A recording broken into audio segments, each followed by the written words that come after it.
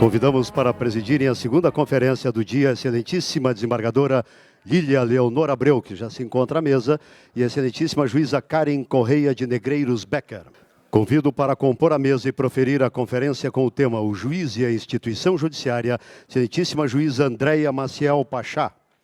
Passo a palavra à excelentíssima desembargadora Lília Leonor Abreu.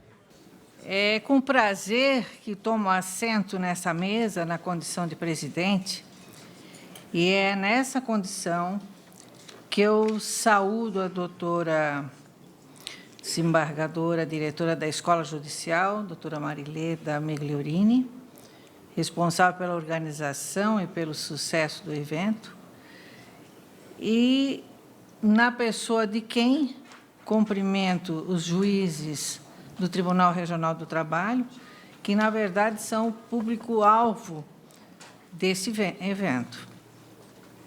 Saúdo ainda todas as pessoas aqui presentes, em especial a conferencista Andréia Pachá, assim que se pronuncia, né?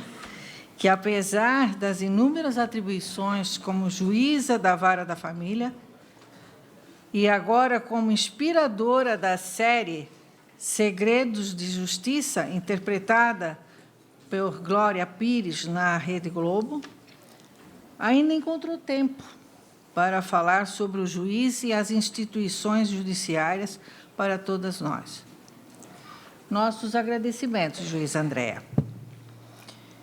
Bom, nós poderíamos ficar aqui ainda muitos minutos falando da doutora Andréia, mas, infelizmente, o nosso tempo é muito curto e, por isso, para nós podermos realmente aproveitar todos os ensinamentos da juíza Andréia, eu passo a palavra aqui à minha colega Karen Negreiros, que complementará, não é, falando do currículo da nossa conferencista. Bom dia a todos. Eu também dou as boas-vindas à doutora Andréia. Eu agradeço, em nome da escola, a sua presença aqui conosco. A doutora Andréia é juíza de Direito do Tribunal de Justiça do Rio de Janeiro, é professora da Escola de Magistratura do Estado do Rio de Janeiro e da Escola Superior da Administração do TJ Rio de Janeiro, professora da pós-graduação do curso Damásio e do curso de especialização em Direito de Família e Sucessões da PUC, do Rio de Janeiro, foi conselheira do CNJ no biênio 2007-2009, responsável pela criação e implantação do Cadastro Nacional de Adoção e pela implantação das varas de violência contra a mulher no país, tendo recebido do Senado Federal o diploma de Mulher Cidadã Berta Lutz por esse trabalho. É autora dos livros A Vida Não é Justa e Segredo de Justiça, pela editora Agir. Doutora Andréia tem 30 minutos para sua explanação, depois haverá 15 minutos para o debate com a plateia, e eu passo a palavra à nossa conferencista.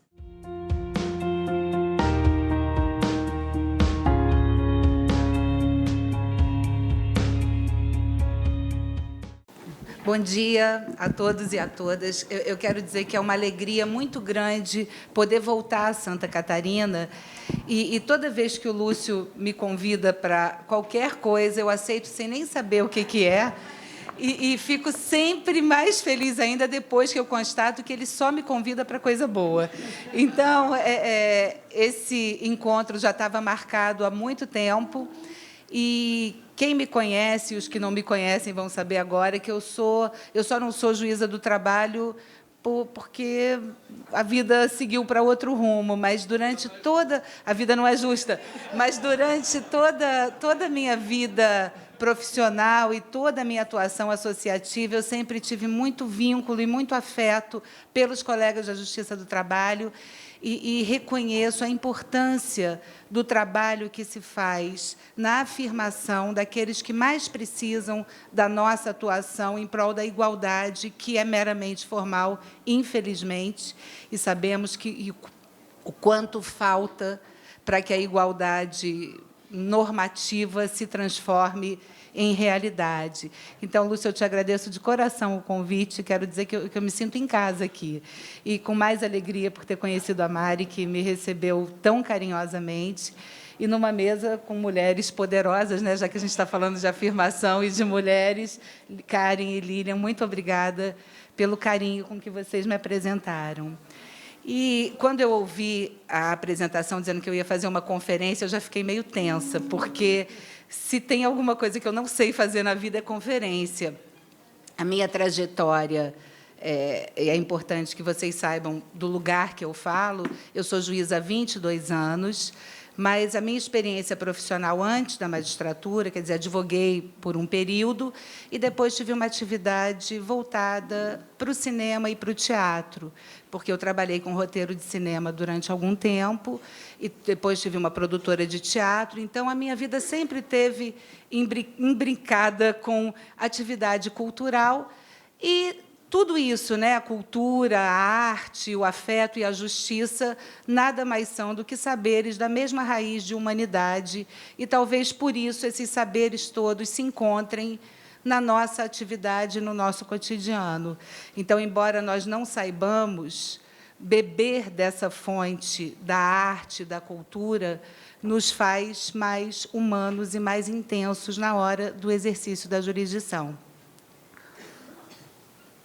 Eu vou começar a fala trazendo para vocês uma história que, de todas as histórias que eu publiquei no livro, todas são ficção, porque os casos reais são segredos de justiça, então são adaptações da realidade, mas essa história é a única história verdadeira, do começo ao fim, inclusive com os nomes. E não era protegida pelo segredo de justiça, porque era um processo administrativo de registro público. E a história diz assim: mas como esse bebê ficou 1 mês no Instituto Médico Legal sem ninguém procurar? Alguma informação está faltando nessa história. O funcionário do IML tentava me explicar que era urgente o sepultamento de um recém-nascido cujo corpo fora abandonado no hospital. As geladeiras estavam cheias e havia outros cadáveres para acomodar. Se eu autorizasse o registro de óbito, estaria tudo resolvido. Para facilitar as providências, já haviam entrado em contato com os responsáveis. Todos no corredor esperavam uma decisão e tinham pressa. A rapidez com que o rapaz tentava me expor os fatos nublava ainda mais a realidade. Eu mal conseguia entender o que acontecera. Antes de ouvir os familiares, tentei me recuperar da crueza com que até ali era tratada a morte de um bebê. O abandono do seu corpo no hospital, a urgência na fila de corpos à espera de uma gaveta gelada, parecia um pesadelo ao meio-dia.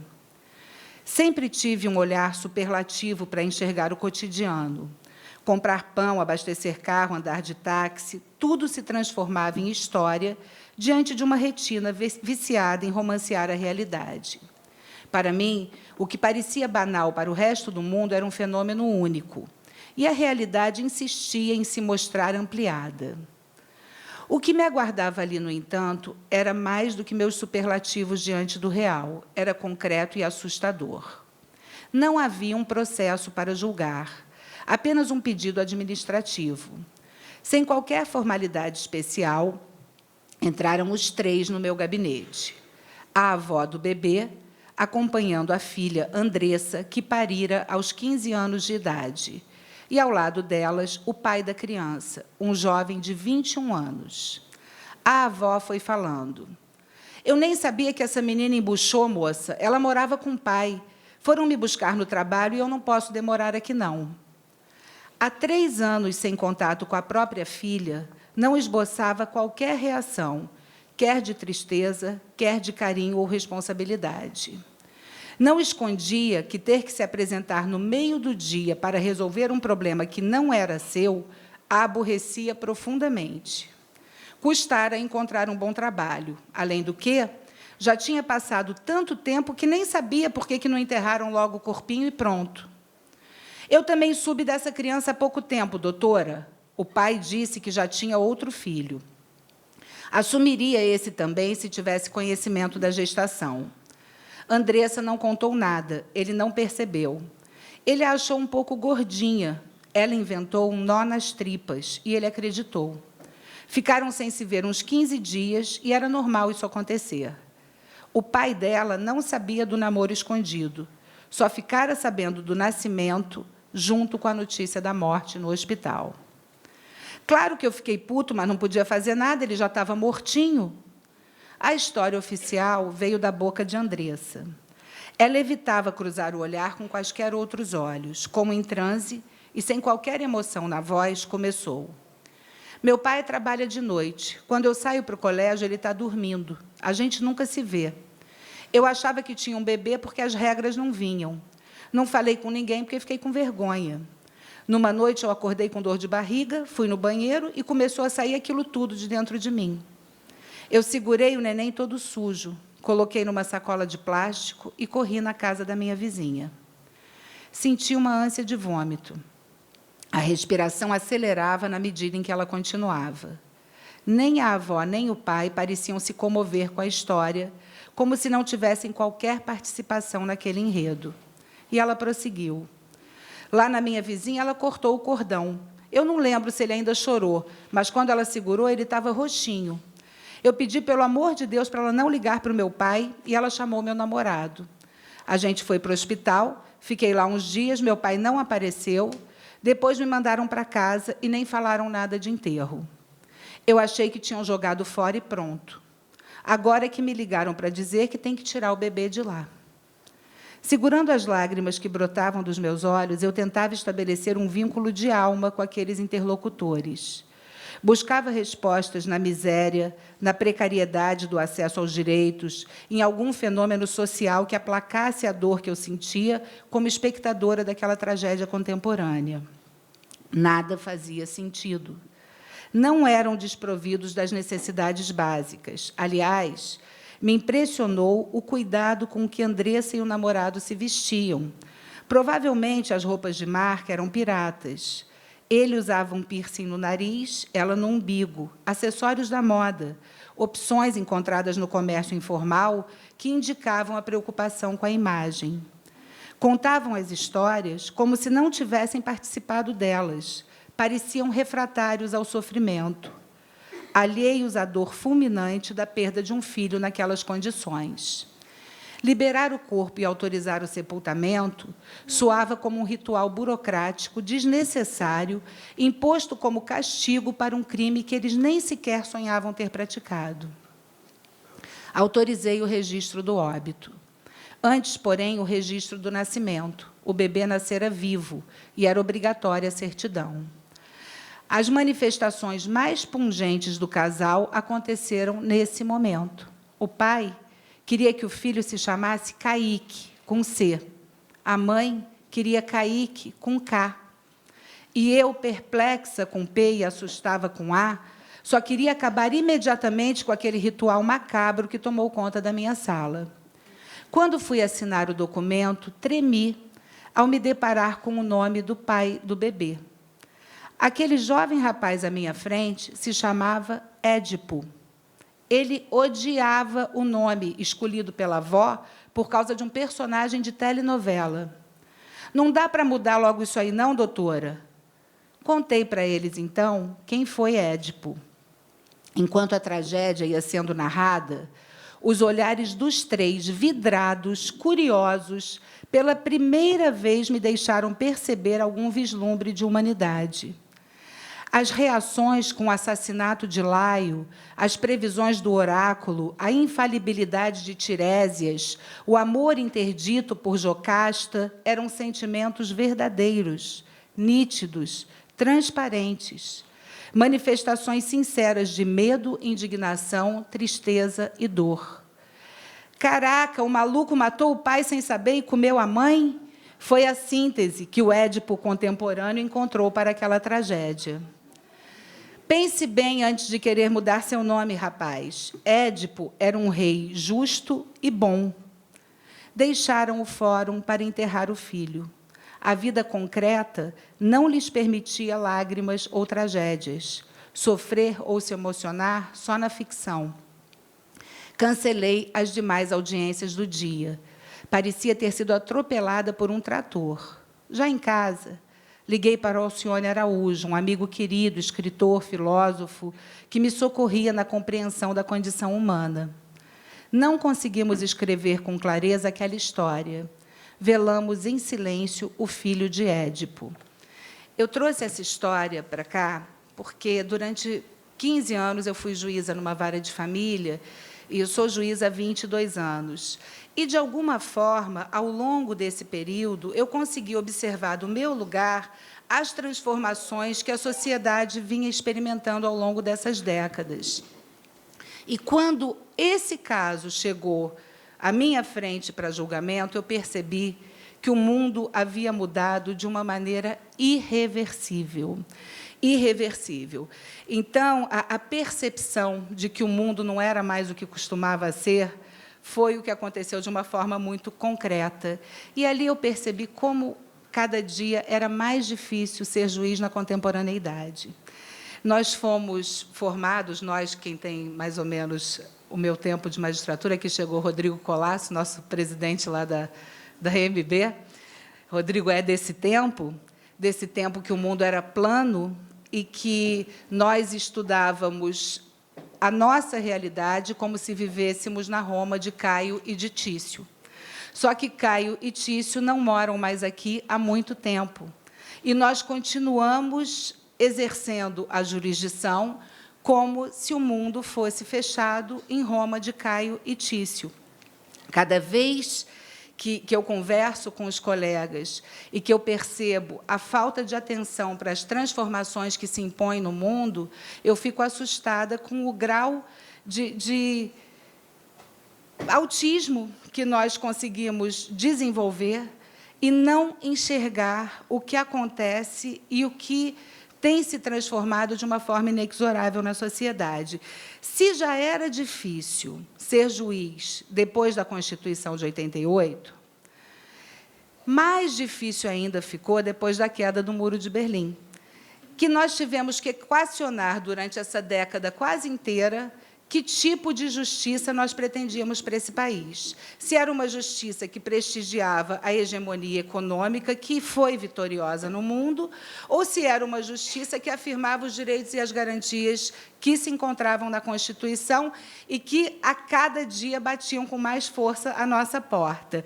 Então, essa experiência já foi uma experiência traumática. Eu acho curioso quando as pessoas falam em defender escola sem partido, num mundo onde a gente cada vez mais precisa de racionalidade e de pensamento crítico. Porque escolher que tipo de juízes nós somos e que tipo de justiça nós queremos é escolher ideologicamente, sim, que sociedade é essa que nós queremos afirmar. Porque, se nós queremos afirmar valores que são valores objetivos, que dizem respeito a um alinhamento econômico, a nossa linha é uma. E aí não tem nada de certo e errado. O que nós não podemos é limitar a nossa discussão a esse binarismo que se instalou no Brasil e no mundo. O mundo hoje é binário de uma maneira tão burra, que nos leva a não pensar complexamente sobre questões que são complexas. O mundo não é mais plano. Então, não existe mais possibilidade de se decidir se você vai estar a favor da União Soviética ou dos Estados Unidos. Eu acho tão infantil quando eu vejo esse tipo de discussão que persiste, especialmente nas redes sociais. Eu falo, gente, parece que a gente está andando para trás nesse momento. Agora, por outro lado, ainda... E, de alguma forma, paralelo e simultâneo, porque a vida não acontece uma coisa de cada vez, nós experimentamos um avanço avassalador da sociedade de consumo. E, nessa sociedade de consumo, os valores que nós experimentamos enquanto seres que convivem no mesmo grupo são valores de saciedade, de felicidade e de negação da dor e do desamparo, como se fosse possível viver num mundo ideal. Estabelecemos um parâmetro onde jamais chegaremos de idealização, tanto das famílias, quanto do Estado, quanto do direito, e temos assumido, nós, juízes, uma responsabilidade que não é nossa e não é do judiciário. Nós não existimos para garantir a felicidade na Terra. Não há juiz no mundo que faça isso. Nosso trabalho não é salvacionista, nosso trabalho não é messiânico, nosso trabalho é o limite da Constituição. É atuar distribuindo a jurisdição num país extremamente desigual, que exige cada vez mais que nós tenhamos um olhar complexo para as demandas que chegam. E o que nós temos conseguido nesse contexto é alguns poucos avanços e grandes retrocessos, parte deles pela afirmação de que haverá uma atuação judicial que acabe com os conflitos. Não há juiz no mundo que acabe com o conflito. Em direito de família, eu achava muito curioso, e as teses que chegam são muito fortes nesse sentido, que são teses de que a justiça deve se responsabilizar pela felicidade, inclusive pela felicidade afetiva. A solução que nós temos dado para enfrentar essas complexidades são soluções de tarifação e de patrimonialização. Cada vez que se tarifa uma conduta, se estabelece que aquela conduta é moralmente aceita. E, se essa conduta é moralmente aceita, o significado disso é que quem tem dinheiro pode infringir aquela norma e pagar por quem infringiu. Então, é esse tipo de sociedade, e eu estou trazendo isso aqui porque eu não tenho resposta para as soluções. Pelo contrário, eu ando cada dia mais angustiada, mas eu percebo que as soluções que nós temos procurado e encontrado são soluções que não têm sido efetivas na afirmação dessa justiça que Carolina falou aqui, dessa justiça não só formal, mas real. Nós não temos conseguido fazer isso, apesar das normas cada dia maiores. Hoje você tem norma para tudo. Nosso problema não é mais de ordem normativa. Nosso problema é de efetividade. E, se nós repetirmos o modelo de Caio e Tício, buscando essas soluções, que são soluções simples para uma sociedade complexa, nós não vamos avançar, ao contrário. Nós vamos nos alinhar àqueles que acreditam que é responsabilidade do Estado, por meio do juiz, garantir a felicidade. Isso, na minha experiência na vara de família, é muito forte, porque a expectativa que as pessoas têm quando chegam numa vara de família, é que a justiça que será feita é o restabelecimento do amor que acabou.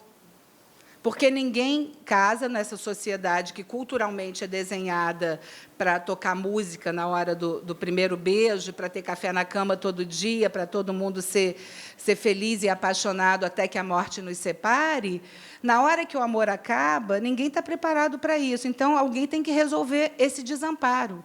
Esse desamparo é inadmissível que eu seja tão desamparado num mundo que é perfeito. E quanto mais eu vejo a felicidade dos outros estampada nas revistas, nas redes sociais, mais miserável eu sou. A culpa é do juiz. Então, vamos ao juiz, porque o juiz vai fazer justiça. Ele vai restabelecer o amor, ele vai convencer aquele que não ama da burrice que ele está fazendo, ele tem que voltar, ele tem que pedir desculpa, e, no final, vai tocar uma música e todo mundo vai se beijar. Não vai. E aí, o que é o papel do juiz num momento desses? Ocupar um lugar de escuta, isso faz toda a diferença, porque, às vezes, as pessoas só precisam falar.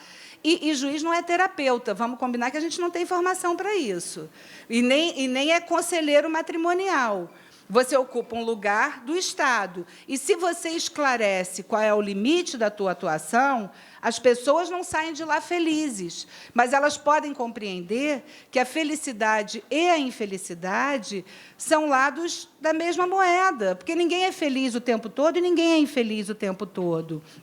O Michael Sandel teve, há pouco tempo, no Rio, e a respeito dessa tarifação e dessa patrimonialização, ele deu alguns exemplos que ficaram muito marcados para a compreensão do quanto nós temos nos equivocado no enfrentamento desses conflitos.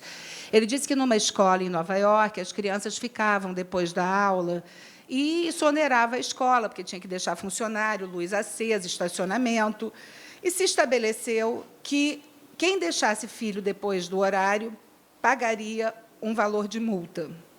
A conclusão é que, na semana seguinte, dobrou o número de crianças que ficaram depois da aula, porque você estabeleceu um valor. Então, você estabeleceu um valor, se eu tenho dinheiro, eu pago, e você não resolveu o problema. O problema era fechar a escola antes, você não resolveu com a imposição da multa. E um outro, ele separou, numa escola também, 3 grupos de crianças. Aí, para o primeiro grupo, ele disse o seguinte: olha, vocês precisam arrecadar dinheiro durante uma semana para ajudar um hospital com crianças com câncer. Aí, para o segundo grupo, ele deu o mesmo comando e disse o seguinte: o que vocês arrecadarem, vocês ficam com 10%. E, para o terceiro grupo, o mesmo comando, e o que vocês arrecadarem, vocês ficam com 30%. Quem arrecadou mais? Não, quem arrecadou mais é quem não tinha dinheiro envolvido como prêmio.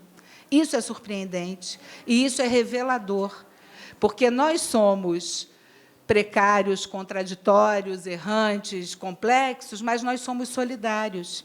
Quando você estabelece valor entre o 10% e o 30%, quem arrecadou mais foi o 30%. Mas, quando você não estabeleceu valor nenhum, a motivação vem pela ação de ajudar. Então, talvez, o que esteja nos faltando é uma formação mais adequada para enxergar o que tem acontecido com a humanidade nesse período. Conseguir assumir que a felicidade não é um destino, que a nossa condição, apesar do pós-moderno, apesar do pós-humano, apesar do pós-contemporâneo, a nossa condição é limitada. Nós continuamos nascendo e morrendo da mesma forma que nascíamos e morríamos, com mais ou com menos tempo, com mais longevidade, com mais tecnologia, com mais avanço da medicina. A nossa condição é de desamparo. Vamos todos morrer. Eu aqui falo isso com mais tranquilidade, porque a plateia é mais... tem assim, mais idade, não, porque, quando eu falo isso na universidade, eu morro de pena de ter que revelar para as pessoas que somos mortais, porque é uma pena, mas somos mortais.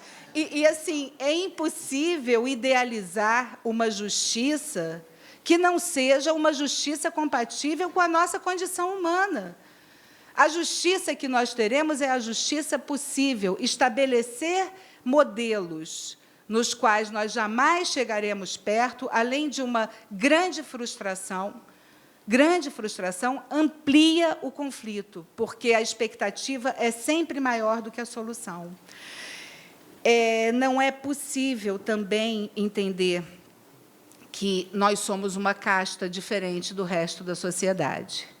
Eu sempre vejo isso, frequento a magistratura a vida inteira, quer dizer, sou de uma família de juízes, sou juíza há 22 anos, meus amigos são juízes, e fico muito impressionada cada vez que a gente conversa pregando para convertido, como se só os juízes tivessem a compreensão do que é bom para a humanidade, e não conseguisse abrir o ouvido e abrir o olhar para enxergar o que acontece no mundo.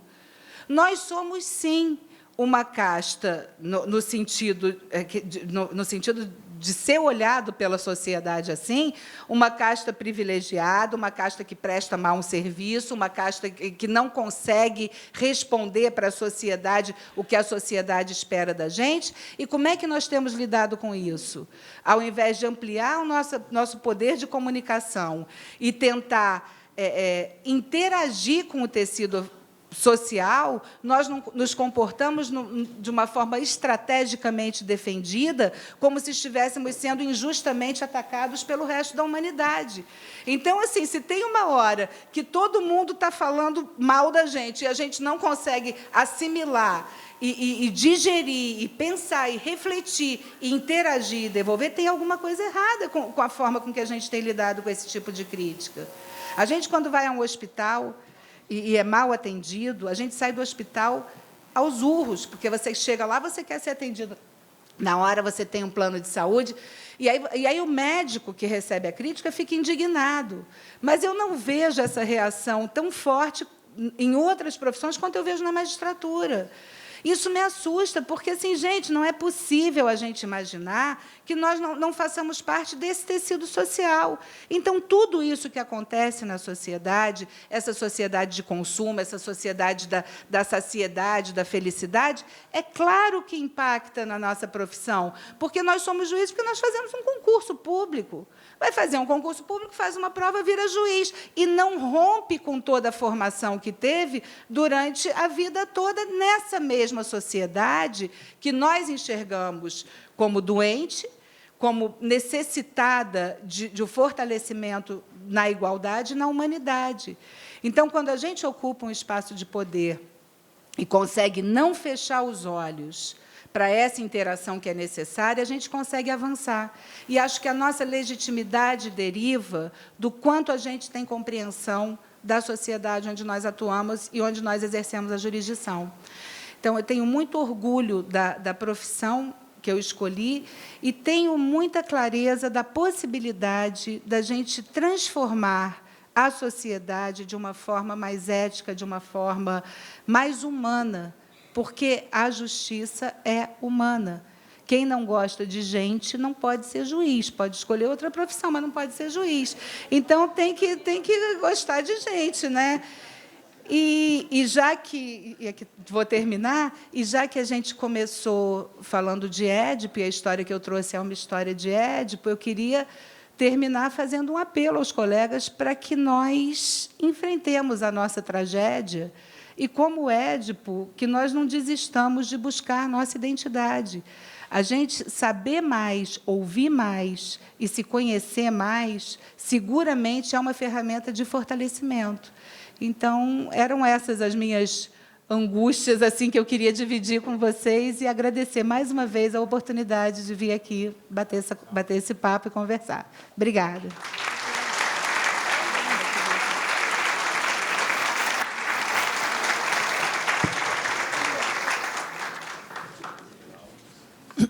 Poderemos fazer perguntas para a juíza Andréia. Eu passo essa atribuição à juíza Karen aqui. Ok, está aberto as perguntas, então. Bom dia. Professora, eu gostaria de ouvir sua opinião nesse contexto que a gente vive hoje, que me chama muita atenção, de uma sociedade do espetáculo, né? Alguns dizem sociedade do escândalo, em relação a não só ao ativismo judicial, mas a atuação do juiz nesse contexto, né? Hoje o judiciário está sempre na televisão, né? Há pessoas que acham que algumas pessoas críticas, né, ao judiciário, que certas conduções na área penal, por exemplo, se comparam com um reality show, etc. Eu queria saber qual a visão crítica que a senhora tem da inserção do judiciário no âmbito dessa sociedade do espetáculo, aspectos positivos, negativos e os riscos disso. Eu acho que é uma visão que seria interessante. Obrigado. Eu costumo, eu escrevo sobre isso às vezes e eu tenho muita clareza nos limites da atuação da magistratura. E aí é uma visão que eu tenho pessoal. Eu acho que o juiz tem um limite da Constituição. É fundamental a afirmação da independência, é fundamental que o juiz seja livre de pressões, inclusive de pressões da mídia, para decidir, mas é fundamental que os limites e as garantias constitucionais sejam preservados. Eu acho que nós caminhamos um longo trajeto para construir uma sociedade minimamente civilizada. E esses processos todos garantidores, de ampla defesa, contraditório, direito a recurso, tudo isso é construção da civilização. Eu fui aluna de Evaristo de Moraes na faculdade, então eu brinco que eu sou cronicamente garantista. Eu acho que o processo penal não deve ser um processo de espetáculo. Acho que nenhum processo deve se transformar em processo de espetáculo. Quem procura justiça tem direito a um julgamento justo e respeitoso, quaisquer que sejam os réus, quaisquer que sejam os processos. Isso é garantia e é garantia nossa. Me assusta um pouco o rumo que a vida toma quando tudo começa a ser criminalizado e a gente começa a ter essa experiência, não só com relação à corrupção, mas com relação a todos os aspectos da vida.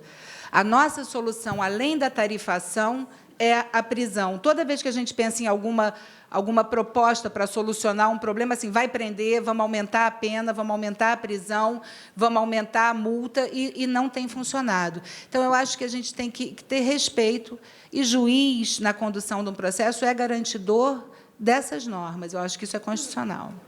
Tá? Mais questionamentos? Só peço que quem faça a pergunta se identifique, por gentileza. Andréia, antes de tudo, até em nome da Mari aqui, eu gostaria de mais uma vez agradecer o teu carinho conosco, né, de vir compartilhar com a gente aí tua experiência, tuas expectativas e tuas angústias também, que são nossas. E a gente sempre discute isso, né? A gente tem uma estrutura que exige uma coisa, o juiz que quer fazer, o juiz que não quer, e sem recurso, você tendo que dar solução para aquilo. Você hoje está na ouvidoria de um tribunal, né, no Tribunal de Justiça do Rio de Janeiro, ouvindo os reclamos justamente dos nossos usuários, né? Como que você acha que deve ser essa relação de que... E eu falo assim, quando eu ingressei 21 anos atrás, o nosso inimigo era o tribunal, quase, né? Porque era muita briga com o tribunal isso, o tribunal não ajuda, o tribunal não sei o quê. Nesse tempo de 21 anos, aqueles parceiros nós de primeira estão no tribunal. E a gente continua tendo aquela perspectiva. O tribunal não ajuda, o tribunal não faz, né? E são os mesmos colegas que estavam conosco. Qual é a sua visão sobre isso, Kiki? Eu acho que a gente tem uma disfuncionalidade que é muito reveladora, né? Hoje você falar que a Justiça tem mais de 100 milhões de processos indica uma disfunção no uso da Justiça, porque, apesar do número de processos, continua havendo um problema grave de falta de acesso à Justiça. As pessoas que não têm acesso à Justiça continuam sem esse acesso. Então, o que tem funcionado mal é a nossa relação, enquanto sociedade, com os conflitos que não precisariam parar na Justiça. Hoje, quando você fala em judicialização da vida, e eu até esqueci de falar isso, eu tinha até anotado para não deixar de falar, você fala em humanização da justiça, o que parece que a gente está vivendo é uma judicialização do humano. A gente tem levado para o judiciário demandas que não precisariam ir ao judiciário. Uma pessoa, para cancelar uma linha de telefone, ter que acessar a justiça, indica uma disfuncionalidade. Isso, estou falando macro, que você tem serviço bancário, telefonia, luz e o próprio Estado como cliente, que são os 4 grandes demandados na justiça. Então, só isso já indica uma grande disfunção. Não há estrutura que dê conta de resolver esse varejo, porque não é para ser resolvido no varejo. Não é possível que cada consumidor que tenha um serviço indisponível durante 15 dias precise ir à Justiça para ter o ressarcimento por esse serviço que não foi prestado. E a gente tem repetido esse modelo e tem buscado mais do mesmo, e aí aumenta a serventia, aumenta a informática, aumenta... É uma loucura. E, infelizmente, nós temos, assim, sistemicamente na vida pública, e você também já passou pelo Conselho Nacional de Justiça e já ocupou funções administrativas, a tendência é inventar a pólvora a cada 2 anos. Então, não tem uma continuidade, não tem um projeto que seja...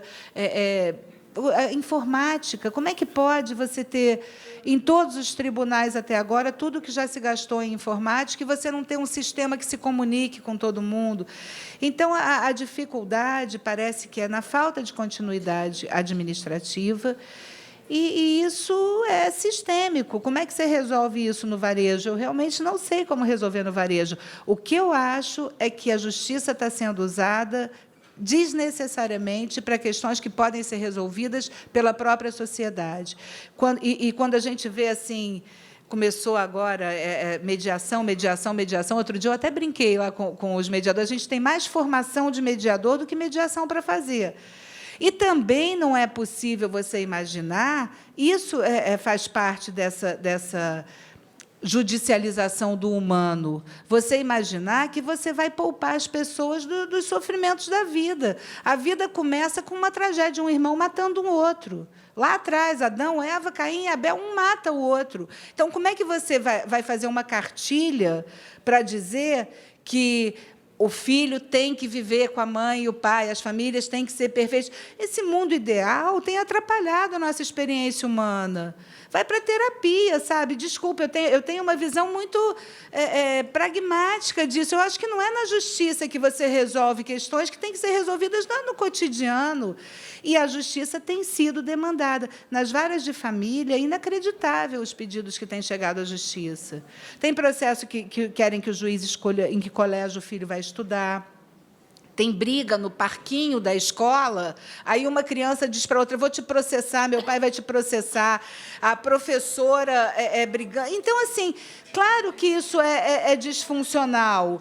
E a gente, hoje, tudo bem, psicanaliticamente, matamos o pai. Isso deveria ser um avanço, né? Porque o sonho de todo mundo é matar o pai para crescer. A gente matou o pai, mas quer o juiz. Então, é uma infantilização da sociedade que é incompatível com o modelo humano e precário que a gente tem, e mortal, né? Então, eu acho que essas reflexões são fundamentais para a gente se enxergar como juiz desse tempo. Não consigo enxergar possibilidade de mudança se o uso predatório continuar a ser feito dessa forma. Não consigo. Mais alguém? A gente ainda tem um tempinho, se tiverem mais perguntas.